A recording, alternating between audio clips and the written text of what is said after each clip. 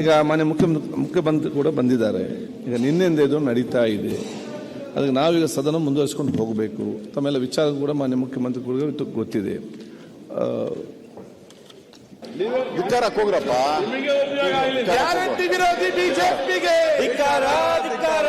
ಅಲ್ಲ, ನಾವು ಅದಕ್ಕೆ ಉತ್ತರ ಕೊಡ್ತಾರೆ.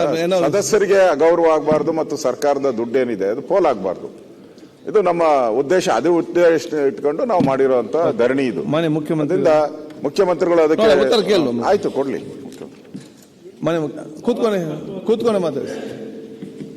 ಕೂತ್ಕೊಂಡೆ ಕೊಡಿ ಸರ್, ಪರವಾಗಿಲ್ಲ. ಕೂತ್ಕೊಂಡೆ ಕೊಡಿ. ಕೂತ್ಕೊಂಡ್ರೆ ಸರಿಯಾಗಿ ಕೊಡ್ತೀರಾ, ನಿಂತ್ರೆ ಪ್ರೆಷರ್ ಕೊಡ್ತೀರಾ, ಅದಕ್ಕೆ ಬೇಡ. ಆಯ್ತಾ? ಬೆಲ್ಲ ಅಡ್ಡ ಕಾಣುದಿಲ್ಲ ನೋಡಪ್ಪ. ನಾನು ನಿಂತ್ಕೊಂಡು ಉತ್ತರ ಕೊಡ್ಲಿ, ಚೆನ್ನಿ ಕೂತ್ಕೊಂಡು ಉತ್ತರ ಕೊಡ್ಲಿ, ಒಂದೇ ಉದ್ದೇಶದಿಂದ ಹೇಳೋದು. ಬೇರೆ ಬೇರೆ ರೀತಿ ಉದ್ದೇಶಗಳು ಇಲ್ಲ. The government is very very clear. ಏನು ಹೇಳ್ತೀವಿ ಅಂತ ಅನ್ನೋದನ್ನ ಬಹಳ ಸ್ಪಷ್ಟವಾಗಿ ನಿಮಗೆ ತಿಳಿಸ್ಲಿಕ್ಕೆ ಬಯಸ್ತೇನೆ. ನಿನ್ನೆನೂ ಕೂಡ ಹೇಳಿದ್ದೀನಿ. ನಾವು ಯಾವುದೇ MLAಗಳು ಅಥವಾ MLCಗಳು ಅವರ ಹಕ್ಕನ್ನು ಮೊಟಕು ಮಾಡ್ತಕ್ಕಂಥ ಕೆಲಸವನ್ನು ಮಾಡಲ್ಲ. Number 1, I making it very clear. ನಿಮಗೆ ಎಷ್ಟು MLAಗಳು MLCಗಳ ಮೇಲೆ ಗೌರವ ಇದೆ, ನಮಗೂ ಅಷ್ಟೇ ಗೌರವ ಇದೆ. ಬಿಕಾಸ್ ನಾನು ಒಬ್ಬ ಸ್ವತಃ MLA ಆಗಿದ್ದೀನಿ. ಅದರಿಂದ ನಿಮಗೆ ಅಗೌರವ ಆಗ್ತಕ್ಕಂಥ ಕೆಲಸವನ್ನು ಯಾವ ಕಾರಣಕ್ಕೂ ಕೂಡ ಮಾಡಲ್ಲ. ಈಗ ಕಾರ್ಯಕರ್ತರನ್ನ ಅವರಿಗೆ ಅವಕಾಶಗಳನ್ನು ಒದಗಿಸ್ಕೊಡ್ತಕ್ಕಂಥದ್ದು, ಅಧಿಕಾರದಲ್ಲಿ ಪಾಲು ಕೊಡ್ತಕ್ಕಂಥದ್ದು ಮೊದಲಿಂದ ನಡ್ಕೊ ಬಂದಿದೆ. ಅದೇನು ಹೊಸದೇನಲ್ಲ. ನಿಮ್ಮ ಕಾಲದಲ್ಲೂ ನಡೆದಿದೆ, ನಮ್ಮ ಕಾಲದಲ್ಲೂ ನಡೆದಿದೆ, ಸ್ವಾತಂತ್ರ್ಯ ಬಂದ ಮೇಲೂ ಕೂಡ ನಡ್ಕೊ ಬಂದಿದೆ. ಅದರಿಂದ ಹಣ ದುರುಪಯೋಗ ಆಗ್ತದೆ ಅಂತಕ್ಕಂಥದ್ದಲ್ಲಿ ಈಗ ಕಾರ್ಯಕರ್ತರನ್ನ ಚೇರ್ಮನ್ಗಳು ಮಾಡ್ತೀವಿ, ಅದು ದುರುಪಯೋಗ ಆಗಲ್ವಾ? ಅದು ಹಣ ಯಾರು ಹಣ ಕೊಡೋದು ಅವ್ರಿಗೆ?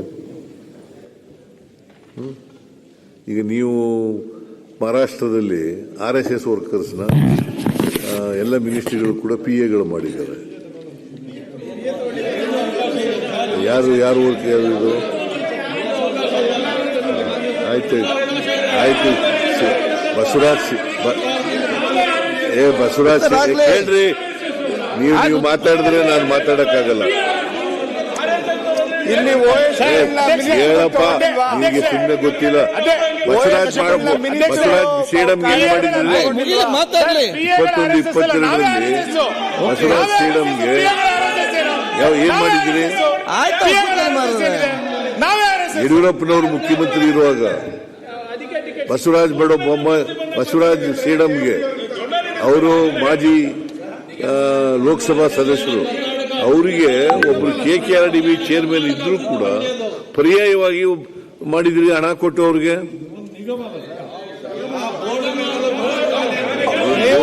ಇದು ಅಷ್ಟೇನೆ ನೋಡಪ್ಪ. ನಾವು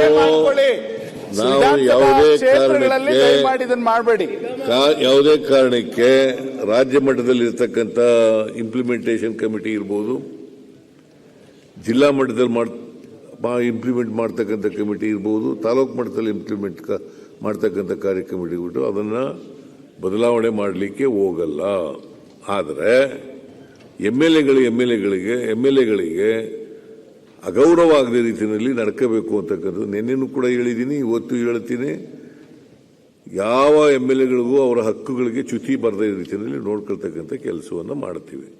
ನಾನು ಸ್ಪಷ್ಟವಾಗಿ ಇವ್ರಿಗೆ ಎಲ್ಲ EOಗಳಿಗೆ DC-ಗಳಿಗೆ ಹೇಳ್ತೀನಿ ಸ್ಪಷ್ಟವಾಗಿ. ಒಂದು ವೇಳೆ ನೀವು ಪ್ರಾಧಾನ್ಯತೆ ಕೊಡಬೇಕಾಗಿರ್ತಕ್ಕಂಥದ್ದು MLAಗಳಿಗೆ ಹೊರತು not to this implementation committee ಚೇರ್ಮನ್ಗಲ್ಲ ಅಂತ ಹೇಳ್ತೀನಿ. ನಮ್ಮ ಕಾರ್ಯಕ್ರಮಗಳನ್ನು ನೀವು ನೋಡ್ತಾ ಇದ್ರೆ ನಮ್ಮ ಚಾನೆಲ್ ಅನ್ನ ಸಬ್ಸ್ಕ್ರೈಬ್ ಮಾಡಿ, ಪಕ್ಕದ ಬೆಲ್ ಐಕಾನ್ ಒತ್ತಿ ನಮ್ಮನ್ನ ಬೆಂಬಲಿಸಿ. ಹಾಗೆ ನಮ್ಮ ಕಾರ್ಯಕ್ರಮಗಳನ್ನ ಲೈಕ್ ಮಾಡಿ, ಕಮೆಂಟ್ ಮಾಡಿ, ಅದನ್ನ ಬೇರೆಯವರಿಗೂ ವಾಟ್ಸ್ಆಪ್ ಮೂಲಕ ಶೇರ್ ಮಾಡಿ. ನೀವು ಹೀಗೆ ಮಾಡಿದಾಗ ನಮ್ಮ ಚಾನೆಲ್ ಇನ್ನಷ್ಟು ಮತ್ತಷ್ಟು ಜನರಿಗೆ ತಲುಪಲು ನೀವು ನಮ್ಮೊಂದಿಗೆ ಸಹಕರಿಸಿದ ಹಾಗಾಗುತ್ತೆ. ಇದು ನೀವು ಯಾವುದೇ ಖರ್ಚಿಲ್ಲದೆ ಕೆಲವೇ ಸೆಕೆಂಡುಗಳಲ್ಲಿ ನೀಡಬಹುದಾದ ಸಹಕಾರ. ಧನ್ಯವಾದಗಳು.